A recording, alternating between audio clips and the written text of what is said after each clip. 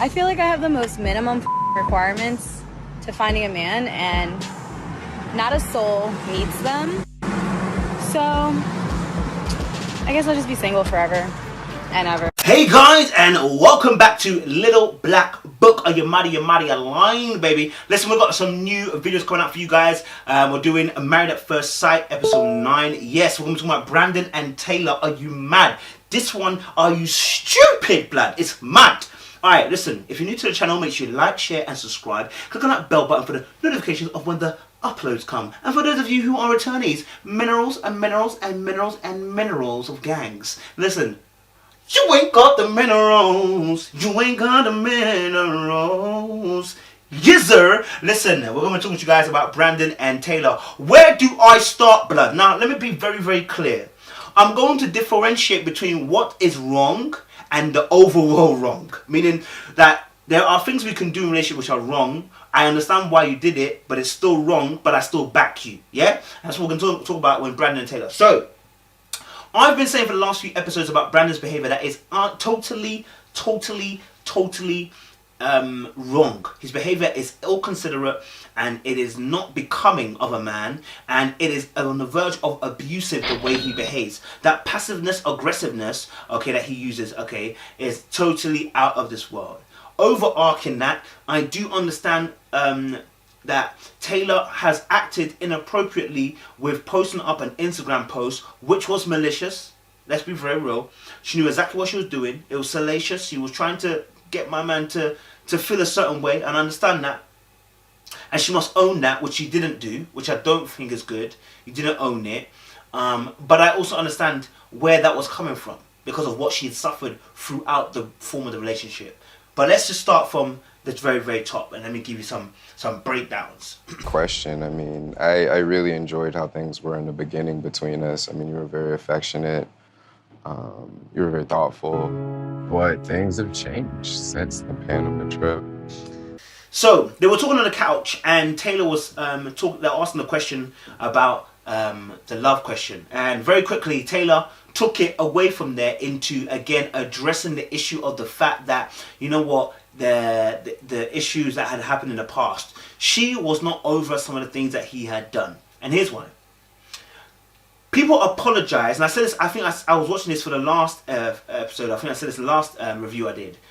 When he was in the kitchen, and when he was talking to her in the kitchen, and when they were doing the family gathering before that as well. Yes, he had apologized 1,000 times, but how did you apologize?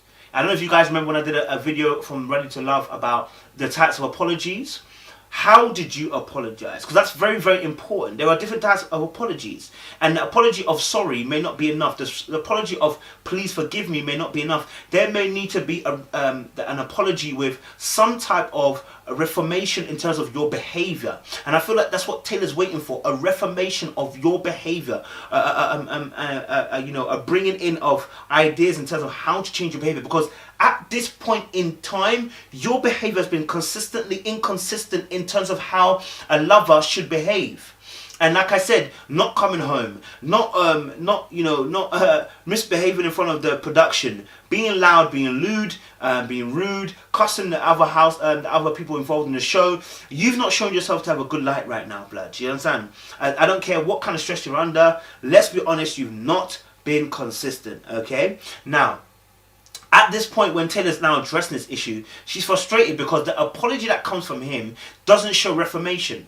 It doesn't show somebody who is transforming. And so, therefore, your apology is null and void. So what does that happen? What does she do? She drives it home again about the issue because she's not satisfied. Not because she just wants to kill him, but because she wants a satisfactory answer from him. An apology that has some type of steps to how to get better. Now, remember you told the pastor, what's his name? Sorry, Pastor Kyle, that, you know what, he's going to change and you know what, he needs to be better. But what were the steps we're going to take? And have you let Taylor know what steps you're taking? So you're asking for a reset, but resets are dependent upon your behavior. Now, if I'm not seeing a behavior that's improving, of course, I'm not going to be happy. I'm not going to be fully content because you're here back in the same place again.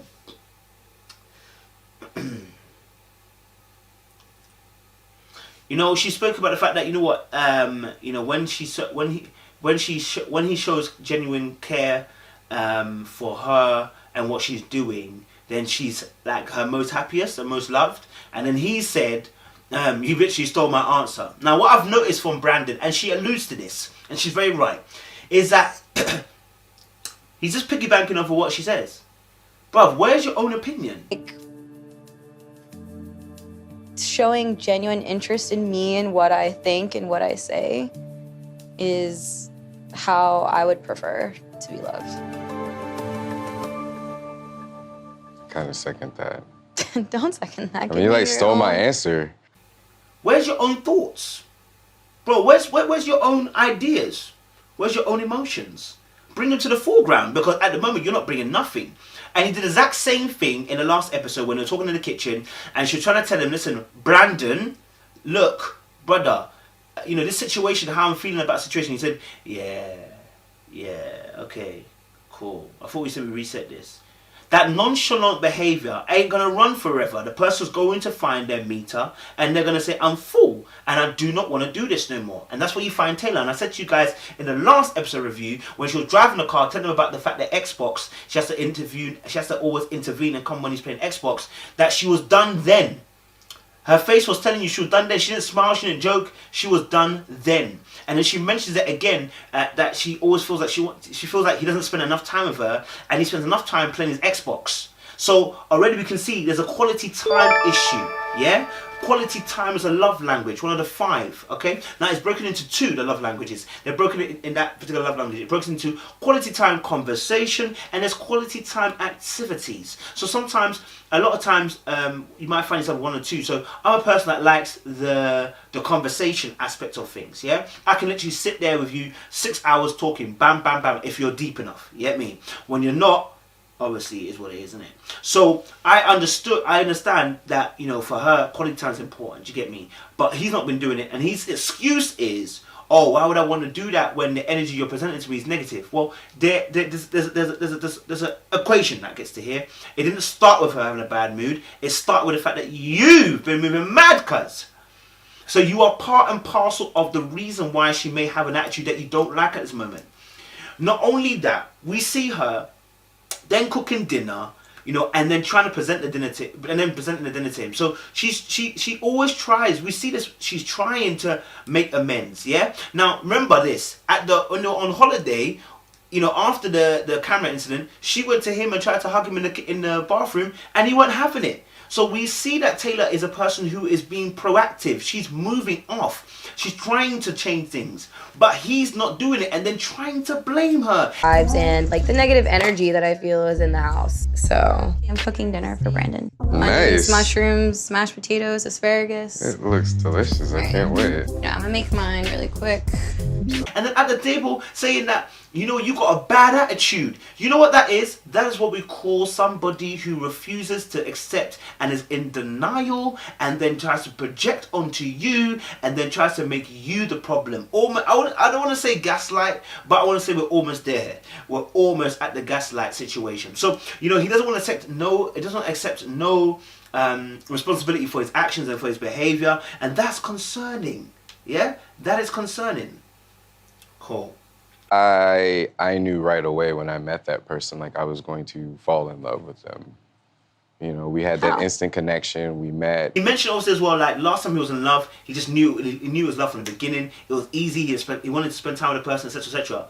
And that instantly sent alarm bells ringing in Taylor's head, and rightly so. If it was that easy last time when you fell in love, why are you not doing that for me? Which means you're not that place at the moment. Which means there's something absolutely wrong. But you've been that way since day 1. So what is it that she could do that's going to make him change his mind? Or is it, do you not fancy me? Do you not find me attractive? Like, what is it? What's causing you to feel a certain way? What? Because I take photos of my phone. Which, I'm going to be honest, if your quality time, anybody who's on their phone, let me put this out here. If you are quality time as a love language, and if you have a partner whose quality time as a love language, do not be doing anything on your phone, iPad, laptop, TV, nothing. They are the worst people to think you can get away with something, because you're not going to get away with it. She told me all she wants is to spend time with me. But even when we have conversations, she's in her phone. She can't go without it. I mean, if it's not Instagram, it's a Snapchat. It's just a lot. Quality time requires focus and energy and time. And they need to be of the quality sort. They cannot be, they cannot be the sort that just, they cannot be the sort that where I'm on my phone and I'm talking to you at the same time. It won't run. And if also, Brandon is of quality time as well, where maybe his activities, because I remember he said he wanted to spend time with a person and have a best friend to go out and do things. So I think his quality time activities. The same can be said. Having your phone out, taking photos and doing Instagram posts while you're with that person will become annoying. So when they were at the dinner table and she was taking a photo of her food, I kind of understood where he was coming from. Just eat your goddamn food and let us talk. Why you gotta take a photo? But then he also has to understand as well, this is what she do. Now here's my thing. Remember, I said this, that your Instagram is your worship altar. So when a lot of people have their Instagram, it is their worship altar. They may say, I don't care about it. Oh, I don't even know how I even got 16, I don't even know how I got 16,000 fans. Like, obviously, no, it's just for me and my friends. No, it's not. No, it's not. Because Instagram isn't probably the place you would be doing it. You might be doing it through Snapchat. You might do it for WhatsApp. You know what I'm saying? If it's just for your friends, you can WhatsApp them. That's how people keep up with my life. Well, there's WhatsApp. They can keep up with your life that way. So actually what you're trying to say is, you don't admit it, but everybody who has an Instagram, including myself, in some shape or form subscribes to the fact that it is their worship altar. People come there to worship you. Now it sounds very, very scary when I say it like that.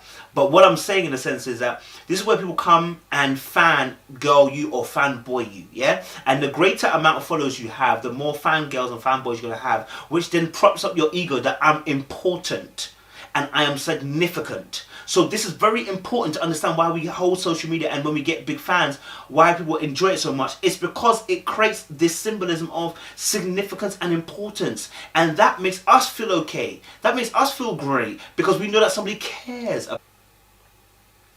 And then Brandon obviously comes on to say, obviously the reason why he can't open up to Taylor is the fact that obviously she's got a bad attitude, and you know why that, you know what I mean. But we've seen that obviously, that necessarily isn't the case. She hasn't always got a bad attitude. From what we've seen, she has a great attitude. Do you know what I mean? She's tried and tried and tried and tried again, and you've broken down and shut down several times. So I don't think that's the problem. I think just obviously moving on from that, just to talk about the actual Instagram video, I will be very, very direct and clear here. I feel like I have the most minimum requirements to finding a man, and not a soul meets them. So I guess I'll just be single forever and ever. Taylor directly violated her marriage by doing this video. There is no chance in the heavens, in purgatory, I don't even believe in that, and in hell, that you can think when you posted up a video of you talking about the fact that you are forever single and you can't find a 6'3" man who can do that you thought that this video was acceptable, that you thought this video was funny. It wasn't even close to being humorous. So I must agree with Brandon when I say this. It was malicious, it was intentful, but you knew why you were doing it. You were trying to make him feel the way you've been feeling. And that's not an exception on what Taylor done. I'm calling out spade what is a spade. If you were in a good relationship, that would be a maddest thing. That would be a maddest thing. Do you get me? Now, I already told you that Taylor was at the end. So when she did that video, she knew what she was doing, trying to force him out. And she did it correctly. She forced him out. Do you understand? She was at her wit's end. And, that was a shot in the dark to him to let him know, I'm not playing it with you at a moment. And so when she goes obviously to Mecca and Mecca have a talk of her, she almost sounds deluded, that like she doesn't know what she did. Like Taylor doesn't realize what she did is wrong. And that is somebody who's then allowing the emotion to override logic and sense. Look, we understand you're in pain, but let's be honest. You know the video was a violation. And that's what you had to say, do you know what? I'm not going to lie to you, the video was a violation. And the reason why I did it is because I was just pissed at him. I wanted him to feel it. Do you know what I'm saying? But Mecca being Mecca, she understands as well, so she didn't have to push it too much because she knows her friend's crazy. Like if he had an issue with that video, then, you know, he could have brought it up then and there. Right. Or he could have, like, talked to me about it. You know, now we're at the point where we're not even living in the same place. She knows that her friend is obviously the reason why she did it. But let's be honest, there's no way you're telling me that was an acceptable video. Not in anybody's world. You know, after that, you know, and then she had audacity to come home and then said she was texting him and he didn't reply back. What did you think was going to happen? What did you think was going to happen? You know, and she sounds even happy that he's left. I said, babe, we knew that you was upset. We knew that obviously you were angry. That video makes no sense to think that's a sensible video. Do you know what I'm saying? But one thing I will stress is the point that Brandon made. He said, obviously, I don't feel confident enough that this woman is 100% committed. Yeah. You know, she's also talked to me about other reality shows that she was going to be on, and she couldn't do it because she was traveling at the time. I believe one was like Temptation Island or some other show. So if she told him this in the beginning, I can now see why he may have felt a certain way. Plus, I've also read that, you know what, she was not the original girl that was meant to be there. The original girl dropped out a few weeks before the wedding. So she wasn't meant to be the original girl. Do you feel me? That may have caused some friction, some tension in the fact that obviously, you know what, she wasn't the ideal candidate. But that being said, much as obviously I believe in all of that, and I believe that may have played on Brandon's mind. The shutting down, the anger, all of that nonsense, bro, it makes no sense, bro. You didn't hide yourself in any glory. You could have easily made something of this for your benefit, but you didn't. You forced it. You showed your true colours of what you were. Because at the end of the day, she could have been playing around. You could have played around. If you thought she was playing around, why didn't you play around? But instead, you blew up at the producers, everything like that, as if you were forgetting that you weren't on camera. So yeah, for me, I think obviously we knew that Brandon and Taylor would be done. We knew that their marriage would be annulled.